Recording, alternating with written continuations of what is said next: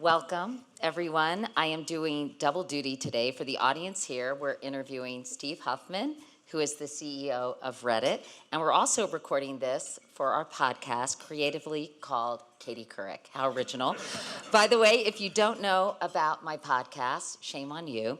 You can subscribe on Apple Podcasts or wherever you get your podcasts. I'm also here with my friend and colleague, my co-host Brian Goldsmith, who's kind of my Karl Rove for all things political. And a shameless plug, we have a new show out every Thursday. One just dropped, as they say in the biz. And this week's episode is with Julian Fellows, who is the creator of Downton Abbey. I highly recommend it. He is delightful, as you can imagine.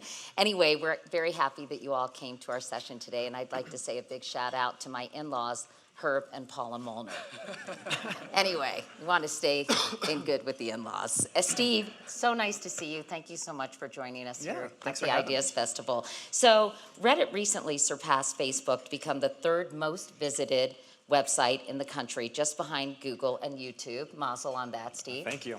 And by the way, it's the sixth most popular in the world. Now, despite that, a lot of people, including I'm sure some of the folks who are here today, probably don't have a complete understanding of how Reddit works. So can you give us a crash course? Maybe I shouldn't use the word crash when I'm talking about a site, but can you give us a crash course on what Reddit is all about? I will do my best.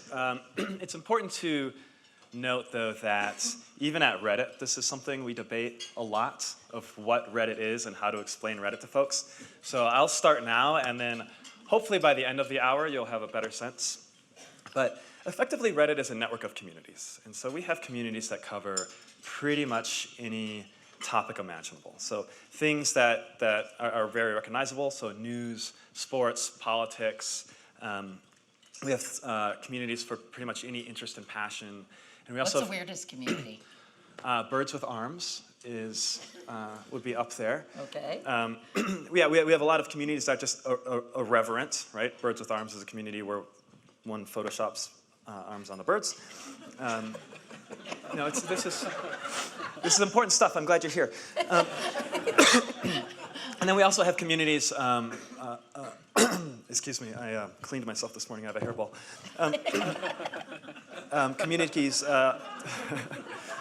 dedicated to support and helping each other out. So communities, for example, that you might not find anywhere else online or even offline. Communities for new parents who are maybe struggling with that, or communities for people who are struggling with addiction or other difficult times in their life. And so really any topic around things that humans will gather around and communicate around is represented on Reddit somewhere. And so our mission at Reddit is to bring community and a sense of belonging to everybody on the planet. So since people in this room, no offense to you all, may not be Reddit's demographic, who is Reddit's demographic, and why do you think it caught fire so quickly at the outset? Sure. So you all are maybe not our primary demographic, but Reddit is broad enough now that pretty much everybody is represented on Reddit somewhere. So I guarantee all of you have a home on Reddit somewhere. But I would say the way Reddit's grown, our origin, so we're 13 years old. We started in 2005. My college roommate and I started Reddit immediately after we graduated.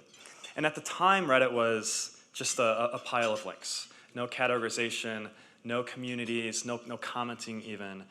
And what made Reddit work then, it was very serendipitous. And the reason we grew is because both there's that serendipity. You never knew what you were going to find. You're going to find some politics, or you're going to find an internet meme, or you're going to find commentary critical of Reddit or something else. And it was very genuine and authentic. And we resonated with, I think, a generation of people who had just become kind of skeptical and jaded of everything, right? Of all media, of news, of anything. It's just this feeling of like everything is bullshit. I'm always being lied to. And so we still have that aspect to Reddit. And so we still pick up users in high school and college. I think when young adults are turning into adults and they're starting to develop kind of worldviews and skepticism and critical thinking, Reddit is a great place for them. But then we tend to keep them.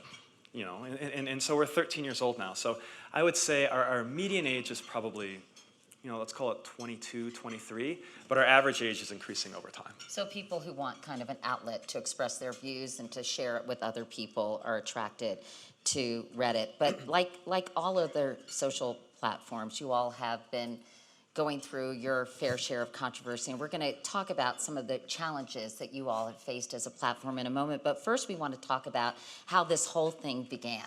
You started Reddit, you and your college roommate founded the company just a few weeks after graduating from the University of Virginia back in 2005. So how did you come up with the idea?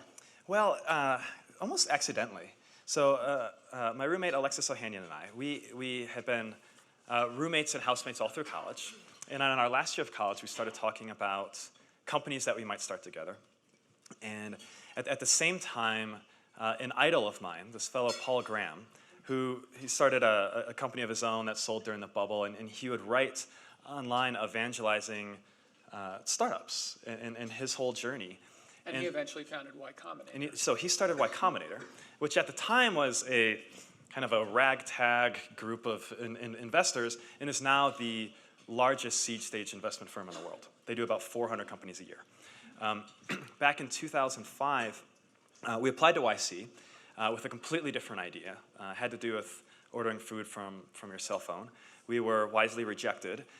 This predated pre-iPhone. iPhones. Yes, yeah. It was an idea actually ahead of its time. But Paul and his partner Jessica basically reached out to us and said, we really like you two. If you want to be in this program, let's find something else for you to do. So we had a brainstorming session, and in that session we basically decided we were going to build, I have this on my first page of notes, we were going to build the front page of the internet. And that's something we used to say tongue-in-cheek back then, and now we say it, I think, somewhat proudly now. But that was really the genesis of the idea. And our motivation in those first months was, I didn't want to look stupid in front of Paul Graham, and I didn't want my mom to be right, because she wanted me to get a real job, and I was going up to Boston to work with this weirdo Paul on this Reddit thing. Fun fact, by the way, we like to sprinkle our podcast with these. Your co-founder, Alexis, who you just mentioned, is now married to Serena Williams. That's pretty cool. That is a fun fact. Yes. Do you and your wife ever double date with them? I am no longer married. Oh, do you ever go out as a threesome? Let's not misinterpret that question, by the way. Okay. Do you ever tag along? Are you ever the third wheel? No, very, very seldomly. Alexis and Serena, I have honestly no idea where in the world they are at any point in time. But you're still good friends with Alexis. Yes, yeah. we've been friends a long time. Yeah. Well, let's talk about after you launched the company, because it was 17 months later and you sold it to Condé Nast, of all places. You have said that you regretted that decision. Why? Well, I have said that, and I've also backtracked off of that. I've, in fact, changed my story on this a lot over the years, as it serves me, and really engendering trust there, Steve. Mostly with perspective. So the context in which we sold the company, this was in 2006. As I mentioned, when we started the company, we didn't have a vision or a mission. We were a little dysfunctional. We didn't know where we were going. The economy wasn't looking pretty on the horizon. And along came Condé Nast, offering to give us a bunch of money for this thing. And so we said, well, this seems like a pretty good idea. And it's funny, I went into that acquisition with the mentality of, I thought I was going to have the stereotypical Silicon Valley startup journey, which is founder starts company, founder sells company, founder leaves 2 weeks later. I ended up staying for another 3 years. I really, really enjoyed working on Reddit. And I left in 2009 because, for a couple of reasons. One, I felt stagnant. I felt like as a person I wasn't learning and growing, and I felt like I was too young to have that feeling at work. And it's funny, when I look back on that time, I think that's like just absolutely insane, right? Because now I just feel like I have so much to learn and I'm like so far behind. But at the time, that's how I felt. And then I also, I lacked perspective. I didn't appreciate how special Reddit was. It was the only thing we had ever done. So I had this perspective that if you put something online, it'll just grow. And that was my experience with Reddit. So I was like, well, I want to do something else that just grows, but this time actually makes money. So I started a company with another buddy called Hitmonk, which did travel search. And Hitmonk was interesting because we were not burdened with growth.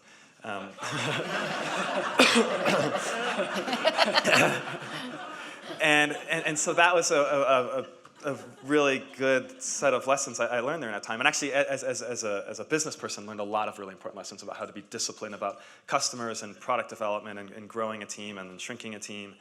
And at the same time, Reddit continued to grow and grow and grow. And during this period, when you were off working on Hitmonk, Reddit was still growing. It hired Ellen Pao to be the CEO, and she was famous, of course, for suing Kleiner Perkins, the venture firm, for gender discrimination. And when Pao got to Reddit, she took a number of tough steps. She banned revenge porn, for example. She banned 5 subreddits that engaged in various forms of harassment. About 200,000 users signed a petition asking her to leave, which ultimately she did. With the benefit of hindsight, do you think that she was treated unfairly at Reddit? I do. I think Ellen had a rough go at it, Reddit, some within her control and some not. But I think that the general criticisms of Ellen, both from the Reddit community and from the kind of this greater community, were really unfair. Having been on the receiving end of that myself as well, I know what that feels like. Do you think the criticisms were motivated by gender? I think there was that dimension to it. And certainly I think when you also look at it through the lens of her very public lawsuit against Kleiner, that only served to amplify that narrative. And I think that was really unfortunate. In light of the Me Too movement, do you look at what happened to her any differently? Have you had an epiphany, or did you always feel that this was unfair? No, I always felt that way. You know, and it's funny because when she was going through that, I was not at Reddit. I was a civilian. I was a user watching this, and it was very frustrating to watch from a couple of dimensions, right? One, as somebody who knows Reddit really well, I was like, oh my gosh, there are things you just need to do that I think you can get ahead of this. And then there is, because one of the things we saw is, or at least I observed from the outside, and I think Ellen was starting to get there. It's the volume of the vitriol was not in proportion to the number of people behind it. And that, to me, is a technology problem. And that's something at Reddit we've always thought a lot about, and this is something that I've always thought a lot about. So watching that was particularly frustrating, because I was like, there are some solutions here.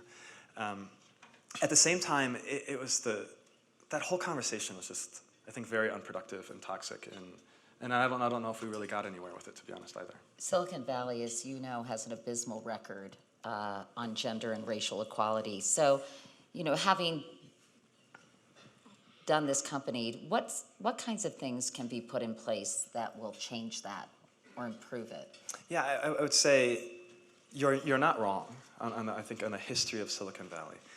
On the silver lining, however, is that it is impossible to have a conversation in Silicon Valley where this topic does not come up. And I think we, and I say we as somebody from that area, are very aware of this issue, and I think that's probably one of the most important steps to take. And so I think we're trending in the right direction, but I think we also have a long way to go. So do you think real policy initiatives will follow that greater awareness now? It depends what you mean by policy initiatives. And if we're talking about, I think, a massive problem like gender equality, it's going to take probably policy changes, just awareness changes, cultural changes. There's a generational aspect to it as well. There's a lot of things that have to happen, and regulation is one part of that.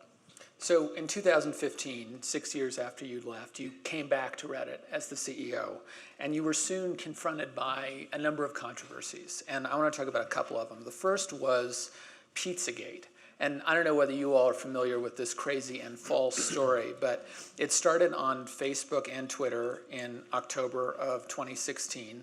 The allegation basically was that Hillary and some people close to her operated a child sex trafficking ring out of a pizza parlor called Comet Pizza in DC, which would be laughable, except that the sort of fake news had real consequences when a man named Edgar Welch from North Carolina showed up at Comet with an AR-15 to rescue the kids, the sex slaves who were trapped in the basement, only to find that there were no kids and no basement. And this was on Reddit too, both before and after the election.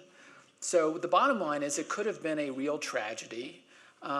Do you ever feel like, as the founder of this platform, as the CEO of this platform, oh my God, I created a monster? No, not quite in that dimension. You know, Pizzagate was a community that we saw develop on Reddit, and we banned it after about 2 weeks, long before the incident with the gentleman in the pizza parlor. And we do watch these things very closely because while I don't think we want to be in a position where we say, you know, conspiracy theories are not allowed, right? Because sometimes conspiracy theories end up being something. But we do watch, especially in these fringe communities, where's the conversation going? What direction is it heading? And with that one in particular, we saw it going in a bad place, and it was also easily disproven, and so that's why we got rid of them as quickly as we did, and I think we were one of the first to do so. But could something like this happen again on Reddit? You know, obviously, the human awareness of this is not infallible. Mm-hmm. So do you worry that this kind of situation, this kind of misinformation can get out of control and lead to something that may have far worse consequences? I do think this sort of thing can happen in any place where people congregate, and misinformation is, you know, it's a real threat, and it's a real thing that we all face on Reddit and anywhere else online, you know, or offline for that matter. And you know, I think one of the, you know, we will do our best to do our part in it, but I also think there is a collective burden we all have as a people to be skeptical and to push back on these stories, because you know, as a private company or even an individual, we're not always going to know all of the facts or be able to see everything. So we will do our best on our platform, and in fact, we have a number of teams dedicated to this. You know, in our trust and safety team and our anti-evil team, which is our trust and safety team is a team of people that that enforce our content policies, and in these communities, whether they're conspiracy theory or generally badly behaving, they generally violate all of our policies. And so our policies, for context, are no harassing or bullying, no involuntary sexualization of minors or adults, no spam, no inciting or glorifying violence. And so we look at these things very closely and pretty consistently. And then we also have another team called the Anti-Evil Team, which is a team of engineers that supports the former team at scale and tries to do this in an automated fashion. With the operative word being try. I mean, how can you really police all the things that are part of Reddit? When how many posts are put up there a day, Steve? I have no idea. How many? Millions. Millions Yeah. and millions. So can you really patrol and keep this kind of misinformation, even worse, off the platform? Well, so another thing that's really important to us, and I think that separates Reddit from our peers, is our structure of community moderation. So all of our communities are created by moderators, and those are not employees of Reddit. They're just users like anybody else, and their job is to set the rules and standards for their community and enforce those standards. And of course, the communities themselves are submitting all of the content and curating the content. So the structure of Reddit is basically there are over 100,000 communities. Within those communities, community members, users, you know, me, you, anybody, can submit content, and then every piece of content can be voted up or down. And so what you see is what is the most popular at any point in time, but the downvote is also important, right? In there, that's where the community sets the tone, removes content that's inappropriate. And one of our beliefs is that the only thing that scales with users is users. And so one of the things we spend a lot of time thinking about is how do we push this burden of enforcement into our user base so that they have control over this. Because there's no way that a company of our size, which is around 400 people, or any size for that matter, can police the entire internet. However, I do think as a people, whether we're talking about our community or if we were to kind of take these challenges up a notch and just talk about our society in general, as a people, we can do that, and is, I think, all of our burden to police ourselves in that matter. In We fact, can't- you wrote a letter to users, and you said, "I believe the biggest risk we face is our own ability to discern reality from nonsense, and this is a burden we all bear." But isn't that a bit of a cop-out, basically saying this is the user's responsibility primarily? I think if you were to interpret that as this is only the user's responsibility, that would be a cop-out. I think we all have roles to play here. And at Reddit, the thing that I think we are the most effective at is building the tools and providing the framework for doing these things at scale. And of course, something that we were talking about earlier, which is very much a technology problem, which is ensuring that the volume of any particular viewpoint on Reddit, whether it's positive or negative, true or false, is in proportion to the number of people who are saying it. To not let our systems be abused by bots or what we call vote manipulation, people trying to steer the conversation in the wrong way.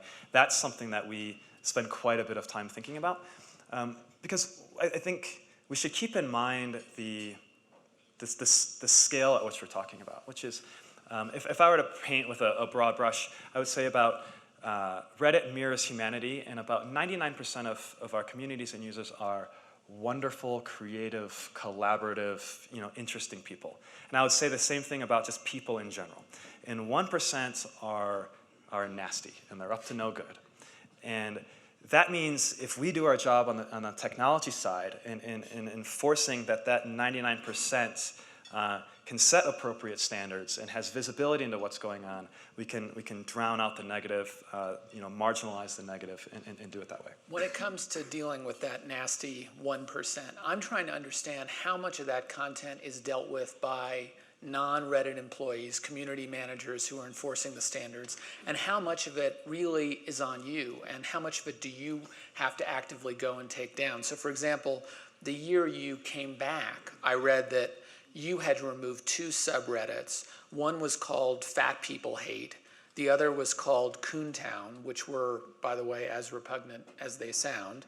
And then the hate speech, sub-communities went down. And overall, hate speech went down on the platform because participants in those communities either left the site or they changed their language. But it wasn't the moderators or the non-employees who did it. It was you guys who had to do it. Well, there's actually yes and no. So those communities were repugnant, and we took them down. We also did behind the scenes a lot of work on the individuals in those communities. One of the things we've gotten a lot better at over the years is how proactive we are. So during that era, so this is 2015, we were 100% reactive in terms of individuals' reports. So something bad is happening on Reddit, a user reports it, then we action it.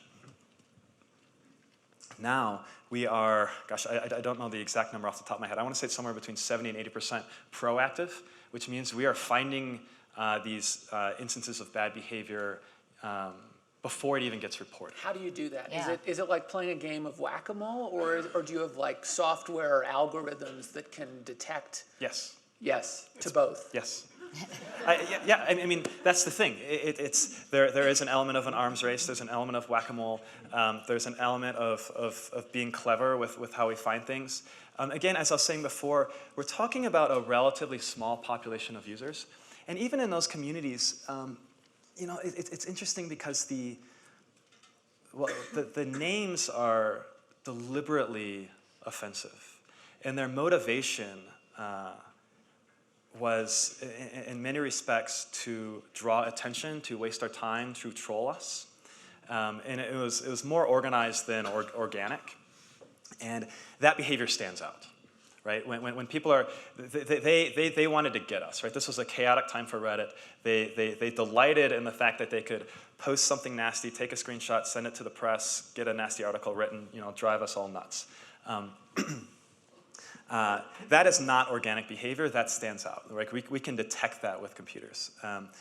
And so when we remove those communities, yes, the general tone of Reddit got better, but I would also point out to the fact that we got a lot better at enforcement on an individual level.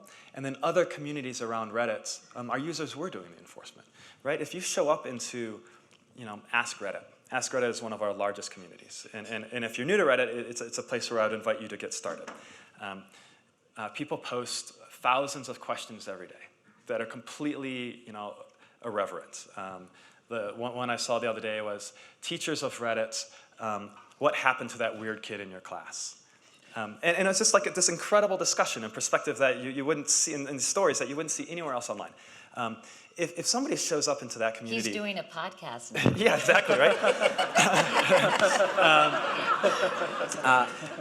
If you show up in that community and start saying, nasty stuff, you're gonna get crushed long before we see it, right? You're gonna get downvoted by normal users, you're gonna get banned by mods, and that'll be the end of it. So we all have roles to play in this, and I'm not claiming perfection by any means, but I am proud of the progress that we are making.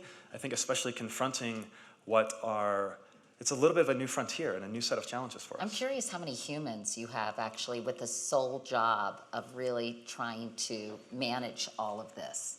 Dozens. Dozens on our staff. So our staff is 400, about half engineering. One of our largest teams, collectively, the community, trust and safety, and anti-evil team make up a significant portion of our employees. Anti-evil team? Anti-evil. Yes, that's the engineering team that works behind the scenes, does this stuff at scale. But then, of course, I do think, both on Reddit and in the real world, we need to enable ourselves to self-govern and to self-heal. Because we don't want the government deciding what you can and cannot say. And I'm sure you don't want a private company, let alone me, deciding what you can and cannot say, or can and cannot think. I think that's very, very dangerous. Yeah, that's a big, of course, thorny philosophical issue for so many of these platforms, and I want to dig into that a little more in a moment, but I want to ask you about this other challenge that you've had related to the presidential election, and that was Russian interference and the proliferation of fake news. And by fake news, I mean false stories, not stories the president doesn't like. The Internet Research Agency, which was aligned with the Kremlin, famously put fake news on Facebook, but they also put it on Reddit. Do you ever think, as a result of that, I contributed to the election of Donald Trump? So, not as a result of that. I mean, Reddit is it is where grassroots movements start. And we've seen it with our last 3 presidential elections. We were very, very early on Obama. I'm obviously extremely biased because I was on Reddit all the time, but it was the first place where I learned of him. We were very early on Bernie Sanders, right, who had a very vocal grassroots campaign in the US. And we were also early on Trump, who also had that kind of populist support. As it relates to Russia, we published a couple of months ago everything we found. We published all of the accounts that we found, everything they posted, and that's still online for our users, for journalists, for the government to investigate and see what's there. And we've been fully cooperative with the government behind the scenes this entire time. What we found, though, is the structure of Reddit largely worked. Of the 900 or so accounts that we believe were compromised, a handful, fewer than 10, actually found any meaningful traction on Reddit. The vast majority were banned by moderators long before they said anything relevant. So there was some there, but there wasn't a lot of there. The challenge, however, that we face, and I need to continually remind people of this, that when we talk about the president, 60 million people voted for that guy. Those weren't Russian bots. Those were real Americans. And but the question is, what ideas were the Russian bots putting into the minds of those Americans? I'm not suggesting that they were all manipulated by fake news. I'm simply saying, were they all making their decision on the basis of facts as opposed to fake news? Well, it's hard to say, because I think fake news is a new word for propaganda, and propaganda is as old as politics. And we've seen this, and we see this in our own, cable news channels, which are effectively the propaganda department for various political parties in the U.S. This is a real issue we face. not just on Reddit, not just on Twitter and Facebook, but I think as a people. But Russian interference was relatively unprecedented in this last election. So certainly you can't really compare sort of what you might term propaganda as espousing beliefs that would be supportive of a particular candidate or party with a foreign country actually interfering in our democratic process. I think the Russia thing is a real problem. On Reddit, because of the nature of Reddit, those accounts, those efforts, largely fell flat. Well, let's talk about that. You said you have done and you're doing your best to identify and remove Russian bots, Russian propaganda. You said you've removed nearly 1,000 Russian trolls from your site. Just mechanically, can you walk us through how you did that? How do you identify who's a Russian troll? How do you get that troll off of Reddit? Sure, there are, I don't want to get into the super specifics because these techniques are still valuable to us. But wouldn't they help us as a nation if you did share those techniques? Well, let me share at a high level. So there's information we get from our peers, right? Accounts that they found, IPs that they found. We, as a best practice of Reddit, we've done this long before the election and still do it now, have a variety of information sources. For example, there are gray hat hackers that basically kind of that we can get information from, and these are compromised VPNs, these are IPs, areas we should start looking. From there, you can find a couple of accounts. And by gray hat, you mean they would be willing to work for both sides? In a way that a bad guy can acquire, let's say there's a data breach, right? Equifax gets hacked, right? And they have all of this information. That information is getting sold to somebody. Sometimes it's getting sold to the good guys who can say, who has been compromised, right? And so that's very common, right? And you can go to all these websites to see, is my information in there? Is my email information in there? So the gray hats are the brokers? That information gets out online, and it's sometimes used for good and sometimes used for evil. Whenever there's a data breach like that, whenever there are compromised IPs, then we can look at behavioral things, right? These are techniques that, again, we've been doing for a long time at Reddit because we care about the integrity of our systems. Cookie hygiene, right? Are people sharing this account? Are people in multiple geographies sharing this account? Those things start to stand out. And so from there, we can build out a web. And so, we do it piece by piece by piece, and we grow this stuff out. So the stuff we shared a couple of months ago was everything we have found so far. We are by no means, done.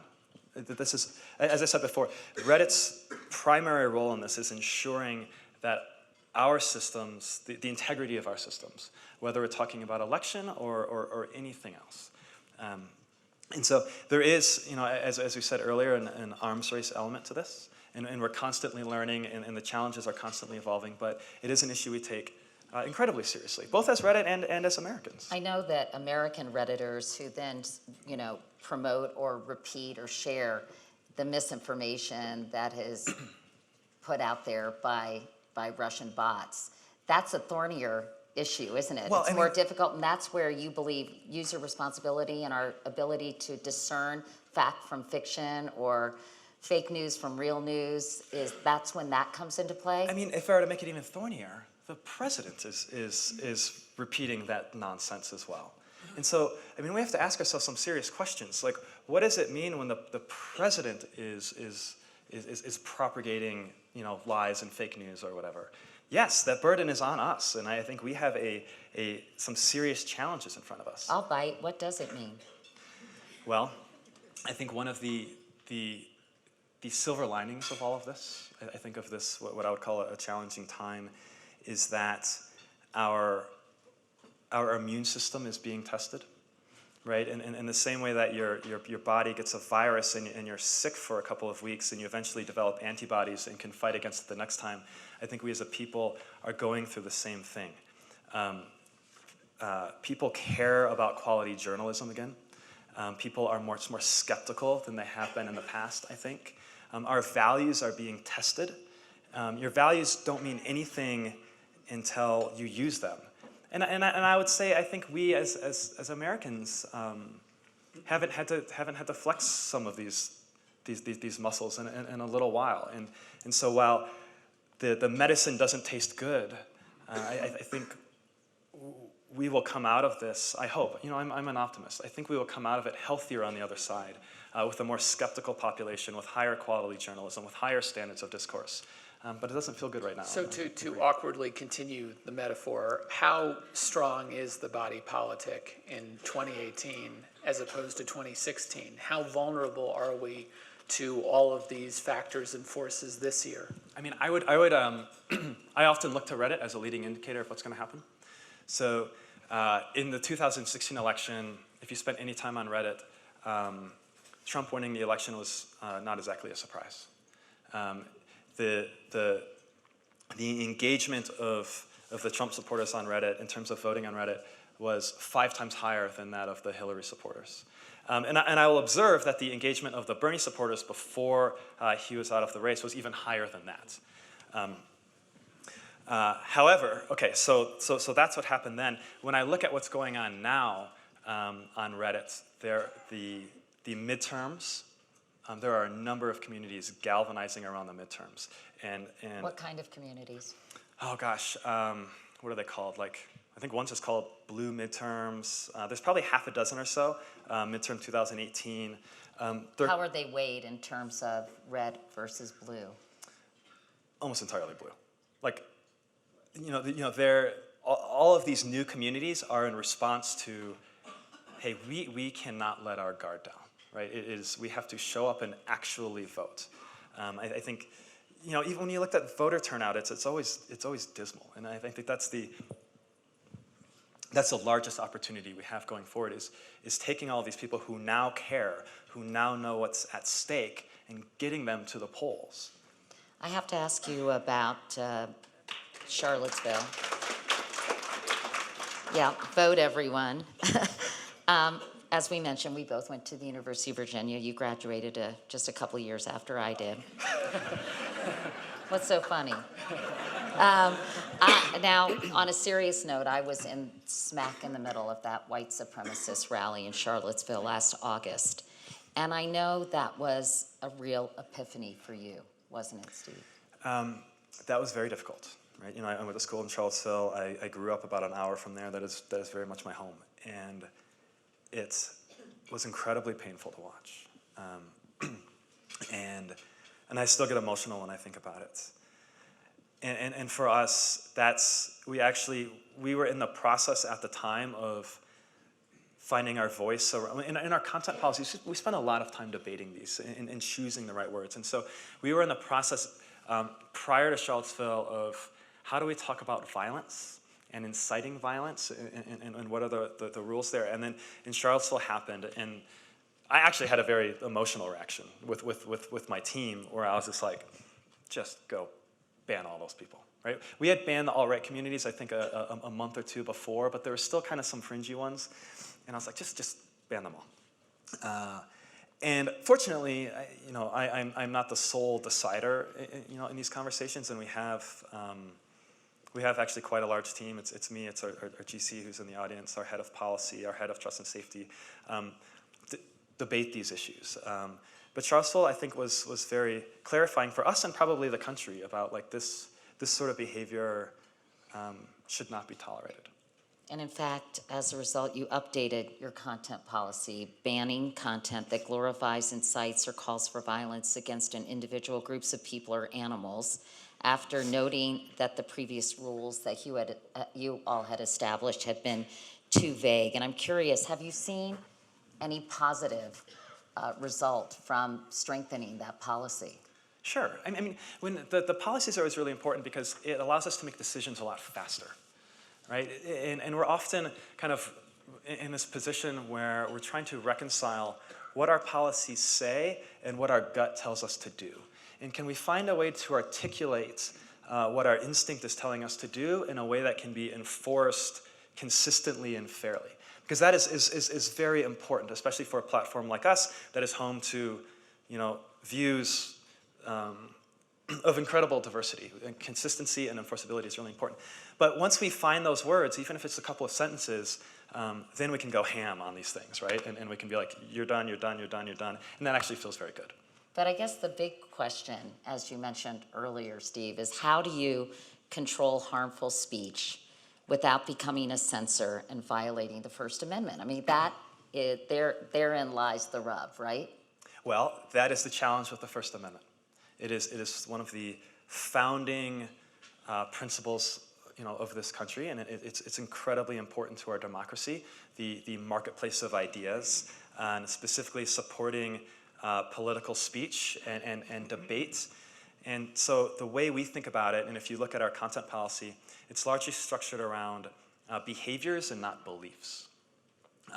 Beliefs are very difficult to police, and you are free to have whatever belief you like, both on Reddit and in the United States generally, but it's your behaviors we care about. And just like free speech in the United States, which does have restrictions, right? There's one about inciting violence, yelling fire in a crowded theater, slander and libel and false advertising. There are in fact many restrictions, but political speech is very, very important and very critical. And on Reddit, we try to take our cues from the government in the same way. So our content policies, the things I shared before, harassing and bullying, inciting violence, those are behaviors. Those are more objective. Your beliefs, your political beliefs in particular, we do our best to keep that off limits. That doesn't mean we're not tested from time to time, right? Conspiracy theories are a great example, right? Where we have to see, like, is this a fringe belief, or is this starting to drift into, potentially, real world danger? And so there's never a fine line. And one of the big lessons I've learned over the last few years is when I came back to Reddit, I actually wanted to draw a fine line. This is good behavior, this is bad behavior. I've since learned that is basically impossible. Right? Wherever that line is, somebody's going to walk right up against it and stick their nose over it. And of course, people evolve and the conversations evolve. So instead, we accept that there is some gray area there, and that's where we spend our time. And so we define our content policies to define the clear area, and then we spend our time as a team in the gray areas and figure out, is this on the right or wrong side of our content policy? Do we need to adjust our policies? This is a new behavior, and so it's a constant evolution. How do you think Facebook is handling the issue of fake news and bots and privacy and all the stuff that's emerged since the election? Then we're going to do some questions from the audience because we have a lot of smart people here, I'm sure, want to ask you a couple questions. I'll give you two answers. One, I have some empathy for what Facebook is going through, in that I know they didn't build that platform for abuse, right? They brought that platform for friends to connect, and they built an incredible business on top of it. I also I believe when they talk about, in Zuckerberg's congressional hearings talking about how AI is going to be the solution to all of their problems, I don't believe that. I think AI can help, computers can help, but as I said before, this is a people problem, and humans share some of the burden. And one of the sayings we've had at Reddit for a long time is let humans do the hard part. I think as it relates to privacy, we are very different companies, right? Privacy to Reddit, that is in our DNA. We don't know your name. We don't know your gender, your age. We barely know your location because of your computer tells us. We don't want to know those things. We think that's really important. Both, we don't want the burden of personal information. We're not building a business off of selling your personal information. And we believe that people, when they detach from their real-world identity and their names, can actually be more authentic. They can be more true to themselves. There are many facets of your personality and you as a human that are not encapsulated in your name, right? On this stage, I'm Steve Huffman. I'm the CEO of Reddit, but there are many communities I spend time on Reddit where I am not the CEO of Reddit, right? Like what? I'm not telling. And that's important. And because you can find it, because you don't want to share everything, right? For example, a community I learned about a couple days ago. So we do these moderator roadshows where we go around the country and we meet with our moderators really to say thank you for what you do and to put faces and names to the screen names that we've known for years. I met this couple in London. They were an American and a British person that got married. They started a community called Still Trying. And this is for couples that are trying to have a baby but struggling with it. And it's a place for them to vent, to support each other, to go through this difficult time with other people like them. And you wouldn't find that on other platforms, especially associated with your name. You wouldn't go talk about some of these really personal issues. And I think that for us is what, when we talk about are we proud of Reddit, we are certainly extremely proud to have brought this out of people and to have created this enriching experience in a place where people can be themselves and be vulnerable and be authentic. And so that's what we deal in day to day. Let's see if there's a couple quick questions from the audience. Please great. ask a question in the form of a question instead of like telling us your life story. Thank you. We tell the life stories up here. Yeah. Well, I know nothing about Reddit, so I had a question. Do people just communicate within their own communities, or once you come into Reddit, do you then have access to all the communities? Great question. Everything is public and everything is accessible. So Reddit is a network of communities. It's really more like a web of communities. And so you may come for one, but that's actually more rare than not. You may come to Reddit because you are an NBA fan, right? And so you come for that. But in there you find other passions you may have. You may find other people like you. And so it tends to just kind of grow and grow and grow people's experience on Reddit. And I mean, Reddit is just so massive. And one of the interesting things is you don't have to, I mean, I wish you would, but you don't have to log in and register to use Reddit. You can stay logged out and just click and explore and Those navel are called gaze. lurkers, right? We have a lot of lurkers, yes. Okay, hi. Hi, long-time user. Quick question for you. I wanted to ask what Reddit's plan is for the technology behind what was being used in art, deepfakes, and how that's going to affect society in general. Okay, so deepfakes. Can you explain what those yes. So we'll start with it's a technology that allows, it's a machine learning technology that allows you to put, I mean, anything on anything, but really the way it was being used is to put a human face, say your own face or somebody else, on somebody else's body, right? This was used in a hilarious ways of putting Nicolas Cage's face on pretty much everything. And in really dark ways of putting celebrity faces in pornography. This is something I think as a society, it's a really challenging issue, right? Is that a crime? Is it not? I'm really happy that the internet collectively, Reddit a part of that. After about 2 weeks, we decided we're not doing this, so we all banned it. Despite I think, grayish area from a regulatory point of view. As it goes into the future, it creates a new set of challenges that I think we will overcome, but it's going to be really interesting because now it means you can no longer trust any video you see, right? Historically, over for hundreds of years, you can't technically trust text, right? Somebody can ascribe me saying something crazy, and then I can say I never said that.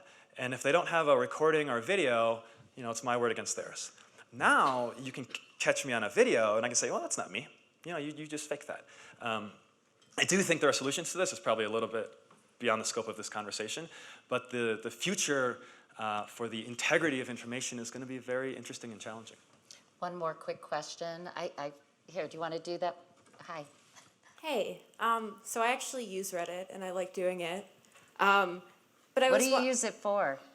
Well, I have a public presence on Twitter and Facebook and Instagram, and I use Reddit anonymously, as you were saying, to kind of just be in communities I like TV shows I like, and finding weird gifs.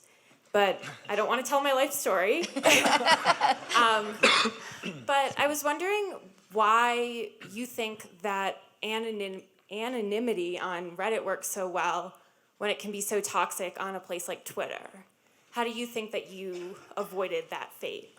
Sure. I do want to be humble enough to say I don't know if we did it on purpose, but we made a couple of decisions that in hindsight turned out to be pretty smart. One is you are not truly anonymous, right? You have a username. That username has a reputation associated with it.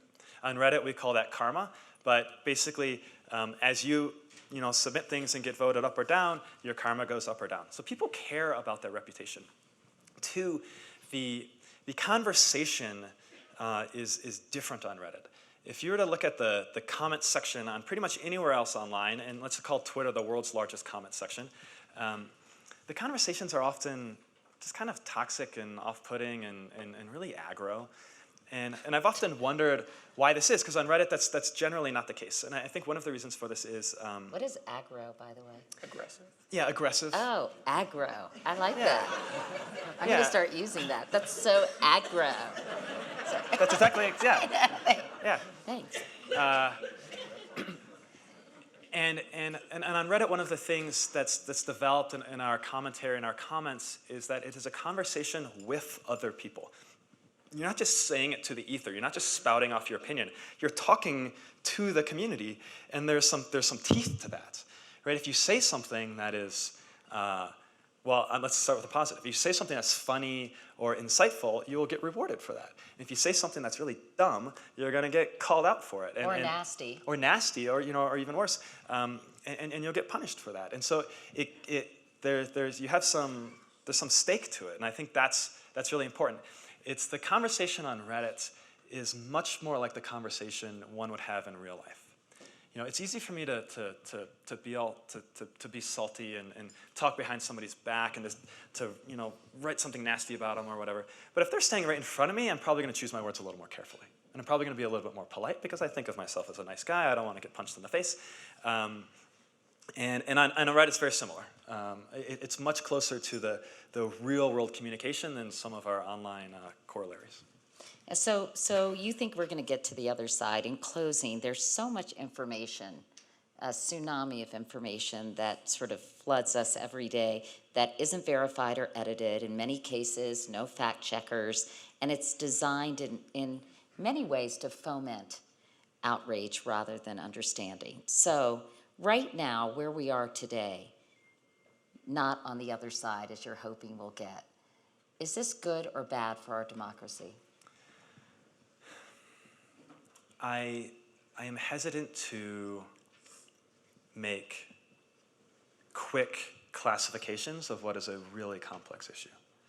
I think that the fact for hundreds of years in the US that people can say anything and debate anything, that is the cornerstone of our democracy.